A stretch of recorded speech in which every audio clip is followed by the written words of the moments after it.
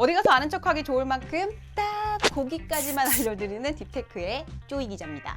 여러분, 제가 왜 거기까지만 알려드리는지 아세요? 바로 거기까지밖에 모르기 때문입니다.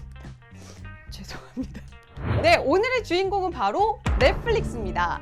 여러분, 넷플릭스 자주 이용하세요? 저는 완전 애용하는데요. 요즘 나의 해방일지 몰아서 보고 있는데 굿씨, 너무 멋있지 않나요? 재밌는 드라마가 왜 이렇게 많은 걸까요? 넷플릭스 이런 기회를 주셔서 정말 주황합니다. 근데 넷플릭스가 왜 넷플릭스인 줄 아세요? 넷, 인터넷이란 뜻이고요. 플릭스는 영화라는 뜻의 속어예요. 그래서 인터넷으로 영화를 본다, 이런 말의 결합어라고 할 수 있겠죠. 인터넷으로 뭔가를 팔고 싶다는 발상에서부터 시작한 사업 구상이 결국에는 넷플릭스로 이어진 겁니다. 근데 이름 지을 때 넷플릭스랑 최후까지 경합했던 후보가 뭘까요? 바로 시네마 센터였대요. 시네마 센터보다는 넷플릭스가 좀 더 있어 보이지 않나요? 어쨌든 이렇게 훌륭한 컨텐츠를 모아서 스트리밍 해주는 넷플릭스는 전 세계 2억 2천만 명의 유료 구독자를 보유한 넘사벽 스트리밍 1위 기업입니다. 오리지널 컨텐츠 제작에 엄청난 제작비를 투여하면서 줄줄이 아카데미상 후보로 올렸고요. 또 넷플릭스로서는 굉장히 운이 좋게도 코로나 팬데믹이 터졌잖아요? 그럼 다들 집에서 뭐 하겠어요? 리모컨 이렇게 보면서 TV 앞으로 이렇게 가겠죠? 그러니까 넷플릭스는 또 다른 전성기를 맞이했습니다. 그래서 2019년부터 작년까지 예술적으로나 사업적으로나 정말 더할 나위 없이 좋았던 넷플릭스였어요. 그런데 올해 들어서 분위기가 완전히 바뀝니다. 이 분위기는 주가를 보면 바로 알 수 있는데요. 1분기 가입자가 전분기 대비 20만 명이 줄었어요. 근데 가입자가 준 게 무려 11년 만에 처음입니다. 그래서 이날 하루 동안에만 주가가 35% 대폭락하는 사태를 겪게 됩니다. 넷플릭스로서도 상당히 충격적이었겠죠. 엄연한 이 빵의 일원으로서 언제까지 올라갈 줄만 알았던 이 빅테크인데 이렇게 수직 낙하할 줄은 저 같은 개미 투자자들 뿐만이 아니고 이 억만장자 행동주의 투자자였던 빌 에크먼 아저씨도 몰랐던 것 같아요. 왠지 좀 그 부분에서는 굉장히 동질감이 느껴지더라고요. 빌 에크먼 퍼싱 스퀘어 캐피탈 CEO는 올해 1월 넷플릭스 주가가 좀 빠질 때 시장이 이런 기회를 내게 줘서 정말 감사하다 하시면서 대량 매집에 나섰는데요. 단 3개월 만에 무려 5,300억 원을 손해를 보고 탈탈 털고 나옵니다. 이제 넷플릭스 안 보실 것 같아요. 네, 오늘은 이런 넷플릭스에서 2022년 감지되고 있는 두 가지 변화에 대한 이야기입니다. 우선 첫 번째, No Rules Rules, 즉 규칙이 없는 게 우리 규칙이다 라고 떵떵거리면서 얘기하던 이 넷플릭스의 기업 문화가 완전히 바뀌고 있다는 점입니다.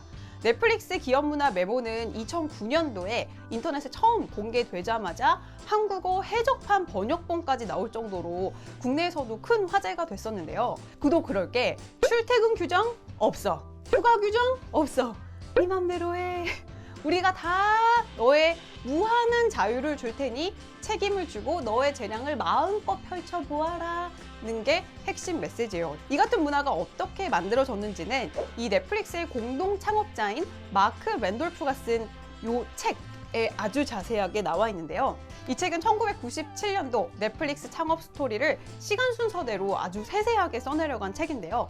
꽤 두꺼운데도 저는 이제 술술술 읽히더라고요. 특히 너무 현실적이에요. 저는 추천합니다. 마크 랜돌프와 같이 또 다른 공동 창업자가 바로 우리가 잘 아는 리드 헤이스팅스 이제 공동 CEO인데요. 이 No Rules Rules는 규칙이 없다는 얘기죠. 하지만 올해 4월 이후에 이 규칙 없음은 안녕, 역사 속으로 사라졌다고 볼 수 있겠습니다. 가입자가 지금 포화 상태인데다가 디즈니 플러스도 올라오고 다들 경쟁사들이 이제 치고 올라오지, 또 거시 경제까지 물가가 막 쭉쭉쭉쭉 올라가지, 넷플릭스는 이제 정점을 찍고 쭉 내려올 일만 남았다는 게 많은 사람들의 인식이에요. 때문에 넷플릭스도 이제는 좀 더 자율보다는 책임을 강조하는 관리형 조직으로 바뀌어가고 있다고 볼 수 있습니다. 여기서 우리가 주목해야 할 인물이 하나 더 있어요.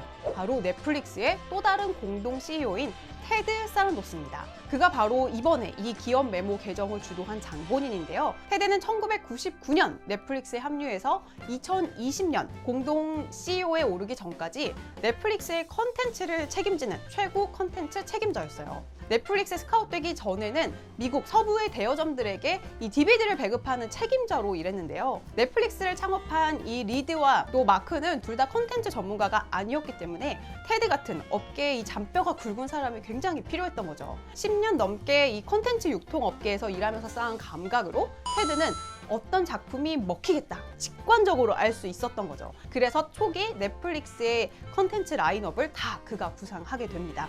결과는 대박이었죠. 넷플릭스의 첫 오리지널 컨텐츠를 하우스 오브 카드로 정한 것도 테드고요. 데이비드 핀처 감독한테 가서 백지수표를 제시하면서까지 설득을 했다고 해요. 근데 재밌는 거는 이 백지수표를 제출한 거를 아무도 몰랐대. 그러니까 윗선에 보고를 안 했던 거죠. 그만큼 마음껏 자기의 재량을 펼칠 수 있었던 기업 문화였다는 거죠. 한마디로 테드는 리드가 깔아놓은 규칙 없음의 이점을 누구보다 잘 이용해 올라선 하이리스크 하이리턴 넷플릭스의 성공의 대명사죠. 하지만 바꿔 말하면 테드는 그 누구보다 이 전략의 맹점도 잘 알고 있었던 겁니다. 이제 리드와 함께 책임을 나눠주는 CEO 자리에도 올랐겠다. 또 하얀 길로 접어선 넷플릭스 책임자로서 손쉽게 하이리스크 하이리턴을 외칠 수 없다는 거는 어떻게 보면 당연한 것 같아요. 넷플릭스는 지금 오리지널 콘텐츠를 과도하게 많이 만들어서 작품 하나하나로 볼 때는 퀄리티가 좀 떨어진다 이런 비판에 직면해 있거든요. 앞으로도 이 테드 사란도스 CEO가 어떻게 넷플릭스를 이끌어갈지 유심히 지켜봐야겠습니다. 테드에 관한 더 자세한 스토리는 저희 더밀크닷컴 홈페이지에 걸려 있거든요. 꼭 들어가서 체크해주세요. 자, 그렇다면 유료 가입자가 줄어들고 있는 넷플릭스는 앞으로 어떤 수익 전략을 가져가게 될까요? 이 부분이 바로 넷플릭스에서 일어나고 있는 두 번째 변화, 바로 패스트입니다. 여러분, 패스트 무슨 뜻인지 아시죠? 빨리빨리 끝내라고요? 알겠습니다. 네, 패스트는 Free Ad Supported Streaming TV의 약자로 스트리밍 서비스의 중심축이 그동안의 구독 경제에서 이제는 광고 경제로 넘어가고 있다. 그런 뜻이에요. 실제 많은 전문가들이 2022년을 스트리밍 시장이 광고 중심으로 전환되는 원년이 될 거다 이렇게 얘기를 하고 있거든요. 광고 없는 유료 구독 모델을 고수하던 넷플릭스도 4월 달에 결국에는 광고 요금제 도입을 선언합니다. 즉 유튜브처럼 광고를 볼 사람들은 공짜로 보고 광고가 싫은 사람들은 돈 내고 봐라 그런 거죠. 특히 지금과 같은 이 인플레이션 상황에서는 광고 모델의 도입은 어떻게 보면 당연한 수순이에요. 물가가 오르면 사람들이 뭐부터 제일 먼저 줄일까요? 넷플릭스 같은 없으면 아쉽지만 굳이 없어도 되는 이런 것들부터 줄이기 시작한단 말이에요. 반대로 이 소비재 기업들은 물가의 상승 덕분에 매출이 올라주면서 조금 주머니 사정이 나아지잖아요. 그러니까 결국 넷플릭스 같은 이 컨텐츠 비즈니스를 하는 업체들은 이 시청률을 소비자에서 기업으로 전가시키는 전략이 당연하다고 할 수 있겠죠. 그렇기 때문에 넷플릭스로서는 이 광고 사업이 하기 싫어도 해야 하는, 가기 싫어도 가야만 하는 길인 거죠. 하지만 벌써부터 이에 대해서 여러 가지 걱정들이 나오고 있어요. 우선 넷플릭스가 광고를 도입하는 순간 유료 구독자들이 우르르르 무료로 전환할 가능성이 상당히 높아요. 저만 해도 유튜브 되게 자주 보지만 유튜브 프리미엄 결제 안 하거든요. 게다가 이 디지털 광고 시장은 지금도 이미 너무 포화 상태라 레드오션인데 넷플릭스까지 들어가가지고 과연 이 시장을 먹을 수 있을 것인가, 거기에 대한 우려도 나오고 있습니다. 무엇보다 이제는 구독자나 창작자가 선호하는 컨텐츠가 아닌 광고주님께서 팔리는 컨텐츠를 만들어야 한다는 점입니다. 넷플릭스의 근간이 흔들리는 변화일 지도 몰라요. 얼마 전에 제가 한 스타트업 창업자분을 만났는데 그분이 하셨던 얘기가 스타트업 경영은 고지가 정해져 있는 등산 같다고 생각했는데 막상 해보니까 서핑에 더 가깝더라 이런 얘기를 하시더라고요. 서핑을 잘하려면 세 가지가 필요한데 첫째는 바로 파도를 잘 봐야 된대요. 어떤 파도가 제대로 된 파도인지를 파악하는 안목이 중요하다는 거죠. 사업으로 따지자면 어떤 사업이 될 만한 사업인지를 간파하는 능력이겠죠. 두 번째는 기본적으로 서핑을 탈 줄 아는 스킬이겠죠. 파도 아무리 좋아도 서핑 못하면 못하는 거지, 수영 못하면 못하잖아요. 그것처럼 좀 사업 능력이라고 또 이제 빗대서 설명할 수 있겠죠. 마지막으로는 파도와 파도 사이 물에 떠 있는 시간을 견딜 줄 아는 인내라고 하더라고요. 이 과정이 너무 고통스럽고 괴로워서 많은 창업자들이 여기서 그냥 다 떨어져 나간대요. 이 책을 쓴 마크 랜돌프 넷플릭스 창업자도 비슷한 맥락의 이야기를 했거든요. 그러니까 스타트업은 길이 없는 산간 오지를 여행하는 일과 비슷하다 라고 얘기를 하면서 길을 개척해 나가야 하는 거에 대한 어려움을 얘기하고 있어요. 아마 제가 볼 때는 넷플릭스는 지금 파도와 파도 사이를 떠 있는 시기가 아닐까 해요. 엄청난 큰 파도를 이미 한 번 탔고 근데 이제는 파도에서 내려와서 허우적대고 있는 거죠. 근데 또 다른 왕건이 파도가 나올 수 있잖아요. 그 파도를 기다리면서 그 안목을 맨눈으로 보고 있는 시기가 아닐까 합니다. 네, 오늘 준비한 내용은 여기까지입니다. 여러분, 더밀크아이 구독과 좋아요, 알림 설정 누르셨죠?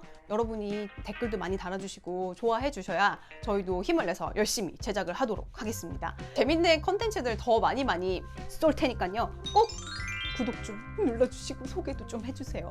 자, 그럼 오늘 딥테크는 여기서 끝!